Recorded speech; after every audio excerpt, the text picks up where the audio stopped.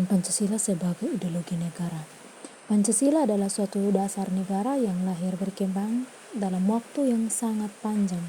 Pancasila bersumber dari adat istiadat agama dan acara pandangan manusia. Sehingga nilai-nilai dari Pancasila sudah diakui oleh kebenarannya dan diangkat menjadi dasar negara Indonesia. Dinamika Pancasila sebagai ideologi negara. Jepang menjajah Indonesia kurang lebih 3,5 tahun. Yang awalnya Jepangnya membuat kebijakan politik yang dimaksudkan agar bangsa Indonesia termasuk salah satu kekuatan Jepang. Jepang membuat PPUPKI pada tanggal 1 Maret 1945 melalui Badan Pembentukan Jepang. Inilah para pemimpin Indonesia merancang sebuah dasar negara. Sebagai dasar negara Indonesia muncul dalam periode ini pemikiran mengenal Pancasila sebagai besar bersifat ideologis. Pada masa pemerintah Presiden Soekarno, Pancasila sebagai ideologi dalam masa pemerintah Presiden Soekarno, sebagaimana diketahui Soekarno termasuk salah seorang perumus Pancasila dan memberi nama-nama UUD negara.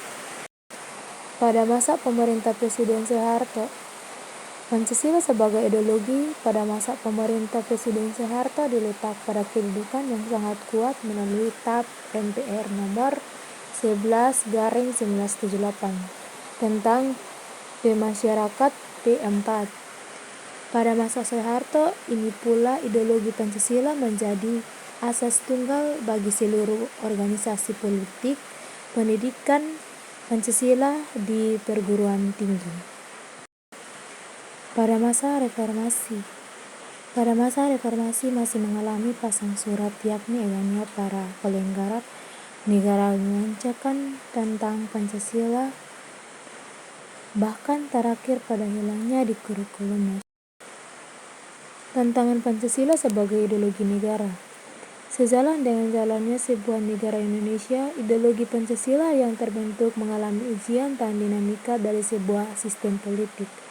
Dimulai dengan sistem demokrasi liberal yang dianut pada masa setelah Indonesia merdeka, pembentukan negara serikat sistem liberal pada UUD 1945, dan peristiwa G30 SPKI. Tantangan yang diterima oleh ideologi pada saat ini juga menjadi sangat luas dan beragam. Contohnya, yang pertama, beragam banyak agama Indonesia yang terkadang menjadi alasan micu konflik horizontal dan umat agama. Yang kedua, ekonomi yang mulai berpindah dari sistem kekeluargaan. Contoh, pasar tradisional menjadi sistem kapitalisme di mana keuntungan merupakan tujuan utama.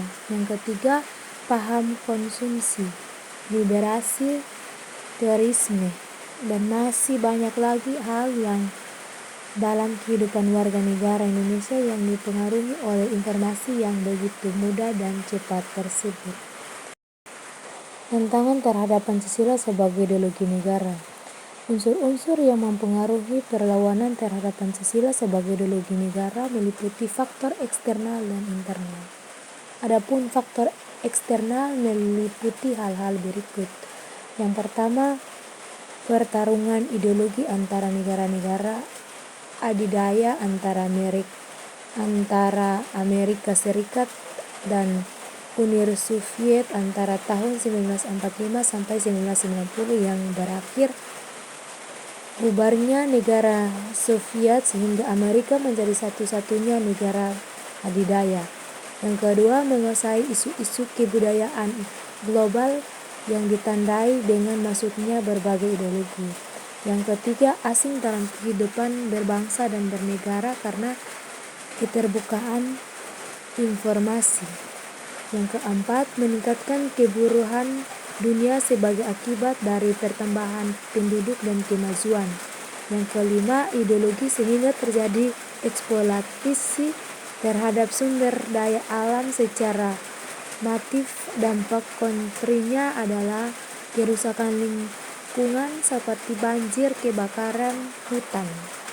Faktor internal meliputi yang pertama, pergantian rezim yang berkuasa melahirkan kebajikan politik yang berorientasi pada kepentingan kelompok atau par, sehingga ideologi Pancasila sering merabaikan penyalahgunaan kekuasaan. Korupsi mengakibatkan rendahnya kepercayaan masyarakat terhadap rezim yang berkuasa, sehingga kepercayaan terhadap ideologi menurun drastik.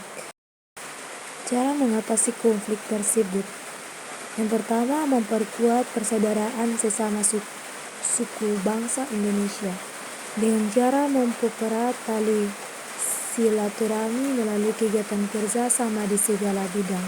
Yang kedua, mengikat rasa saling menghargai di kalangan masyarakat Indonesia, khususnya dalam menjalankan ibadah sesuai agama masing-masing. Yang ketiga, tidak mudah emosi, tidak menyimpan dendam kepada orang lain, bersikap sopan dan santun dalam bertindak dan bertutur kata. Yang keempat, menumbuhkan sikap gotong royong dalam kehidupan masyarakat. Yang kelima, menerima kenyataan bahwa di Indonesia banyak perbedaan dari perbedaan menjadi fitrah bagi bangsa.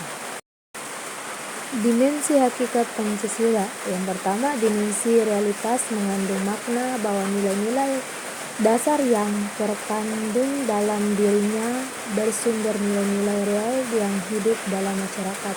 Yang kedua, dimensi identitas mengandung cita-cita yang ingin dicapai dalam bidang kehidupan masyarakat, berbangsa, dan bernegara.